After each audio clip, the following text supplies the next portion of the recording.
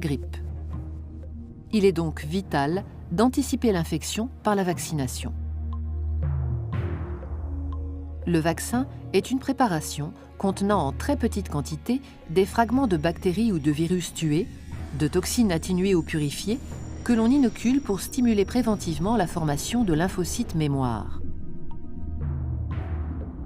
En cas d'attaque, l'infection sera rapidement endiguée.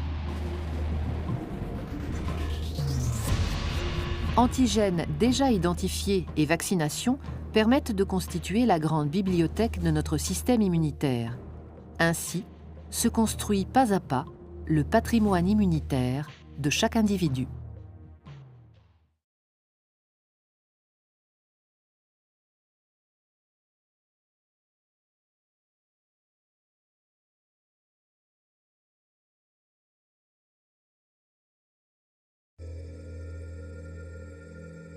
Lorsqu'un virus ou une bactérie a réussi à franchir la première barrière de défense de l'organisme, qu'on appelle la réaction innée, une deuxième ligne se met en action. C'est l'immunité adaptative. Ce deuxième bouclier protecteur fait appel à des globules blancs spécifiques aux vertébrés, les lymphocytes. Les lymphocytes sont des cellules très spécialisées capables de s'opposer à un antigène agresseur et un seul. Il y a en principe dans notre corps autant de types de lymphocytes que de types d'antigènes.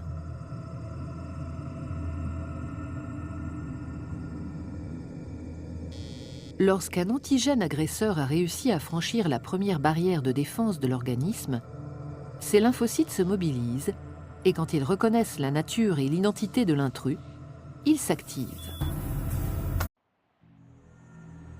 La peau et les muqueuses constituent une barrière physique qui protège efficacement l'organisme des agressions externes. Il arrive cependant qu'à la suite d'un traumatisme ou d'une infection, lésions cutanées, brûlures, intrusions bactériennes, fongiques ou virales, des microcorps étrangers parviennent à la franchir. Lorsque la barrière de la peau est franchie, l'organisme fait appel à des acteurs capables de lutter contre l'envahisseur. En effet, des cellules sentinelles de l'immunité veillent. Circulant dans le sang ou la lymphe, ou résidant dans les tissus, les globules blancs qu'on appelle leucocytes sont capables de détecter les corps étrangers. Les premières cellules immunitaires à entrer en action sont les mastocytes, les cellules dendritiques et les macrophages. Ces cellules possèdent à leur surface membranaire des récepteurs capables de reconnaître le type d'agresseur par ce qu'on appelle des motifs antigéniques.